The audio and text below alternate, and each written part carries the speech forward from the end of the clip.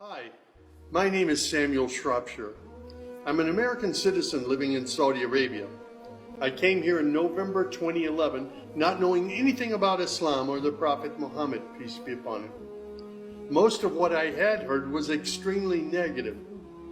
In America, our news channels boosted their on-air ratings by regularly sensationalizing breaking news of terrorism. Every 30 minutes, one witnessed horrific scenes of bombings and bloodshed and murder, often one Muslim group fighting against another Muslim group. As killings and beheadings took place, there were always the shouts of Allahu Akbar, Allahu Akbar, God is great. I was invited here to Saudi Arabia by Safi Kaskas to work on what was known as the Q Project. Dr. Kaskas wanted to produce a new, easy-to-read American translation for the next generation of young Americans. Since I could not read or speak Arabic, I wasn't doing any translation work. I was simply invited here to check the English to make certain that this new interpretation of the Quran was easily understood. My work, of course, required that I read the Quran over and over again. Well, as you can imagine, having no knowledge of Islam, I had hundreds and hundreds of questions. I was shocked as I read to find that Jesus, peace be upon him, was often mentioned in the Quran. Jesus was presented as one of the greatest prophets. And even the story of the virgin birth was mentioned there. Many of the miracles that Jesus had done, I found them in the Quran. There were even a couple of Jesus miracles mentioned in the Quran that were not mentioned in the Bible. Evenings were mostly spent alone in a bedroom that had been set up for me in Dr. Safi's office.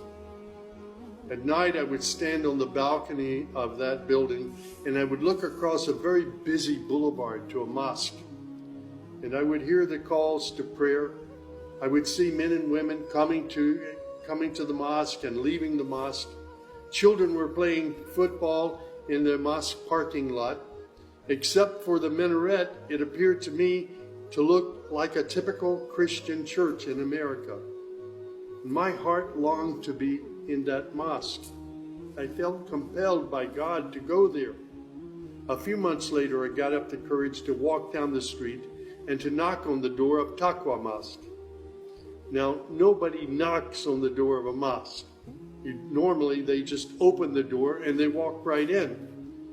But I was not sure how I'd be received, so I stood there knocking until someone came to the door. That person simply said, "May I help you?" I said, "My name is Samuel. I'm a Christian from the United States. Is it okay if I come inside?" And that man, Shafiq Zubair, who was the caller to prayer, he reached out and he hugged me and he said, "Of course, come in." I sat in the back of the mosque during prayer times for 3 days. I didn't understand what was going on. I saw men standing, bowing, putting their heads to the floor as the Imam led them in prayer. I had little knowledge about what was happening, but I felt God's presence in that mosque. And the men of Taqwa Mosque were so friendly to me.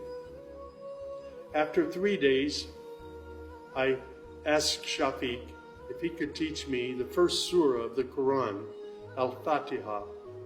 This was a necessary element in praying the 5 daily prayers. I was memorizing sounds, but I didn't know what the sounds meant. So I started comparing them with an English translation I had, and I realized that there was nothing in Al-Fatiha that was inconsistent with Christian teaching. There I read the encouraging words that God was the most merciful, the distributor of mercy and forgiveness. My heart was being strangely touched by the words of the Quran and the love displayed by the men of Taqwa Mosque. Dr. Sadiq Malki would later drive me to the Islamic Education Foundation in Al-Hamra neighborhood of Jeddah, where I said Al-Shahada. According to Islam, we're all equal. There's none above another.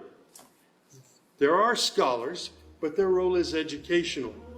As for the relationship with God, it's personal, it's direct. The faith itself is simple and clear. It's summed up in just 6 points.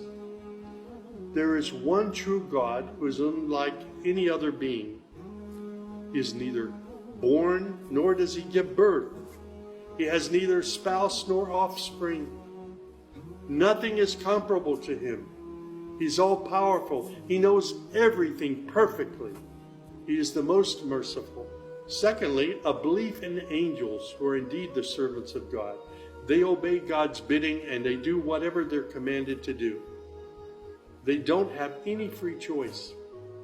Thirdly, there's a belief in divine revelations.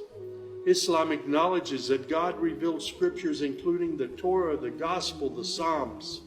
However, down through the ages, many of these divine revelations had become distorted and somewhat corrupt.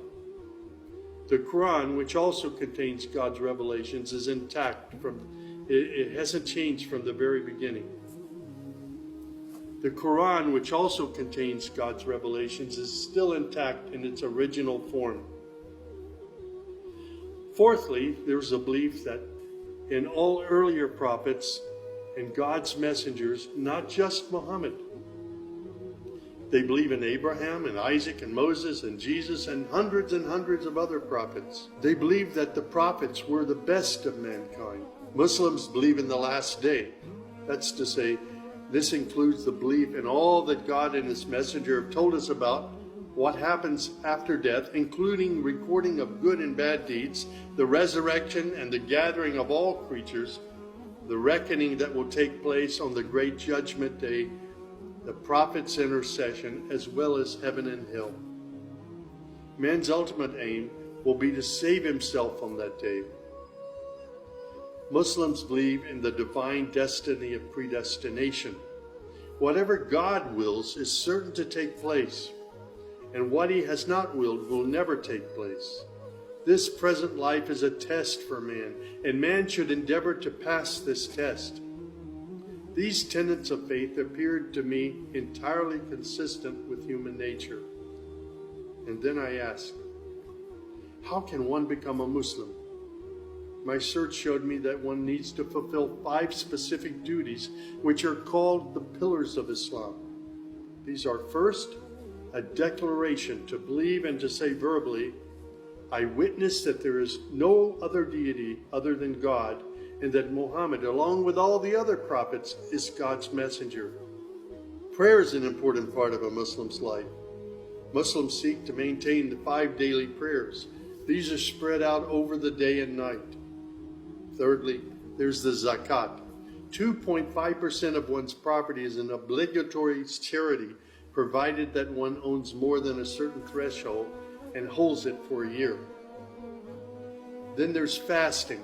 Fasting is an important part of the Muslim's life. Muslims fast throughout the month of Ramadan. They do this every year, abstaining from all food, drink, and sex, from dawn till sunset.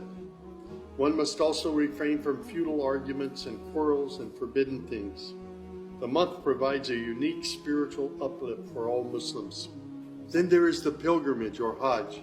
This is performed in Mecca and its surrounding areas.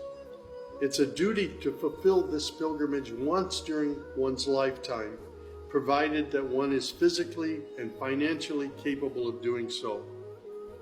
People often ask me, Sam, how did you become a Muslim? In the church was a library, and in that library were children's books. One of the books my mother got over and over again was called The God of Abraham. In that book were beautiful color photos of camels and deserts. She would read me the story of Abraham, how he was commanded by God to leave his mother and father because they were worshiping idols. She would pause and she would say, Sammy, you always have to pray to the God of Abraham. There is only one true God, the God of Abraham. My commitment to God has been strong and enduring since my younger years. And now I have found absolute peace in Islam, in a faith that I once thought was hostile. I found friendship and hope amongst a fraternity of other Muslim brothers and sisters. I have found a family of believers.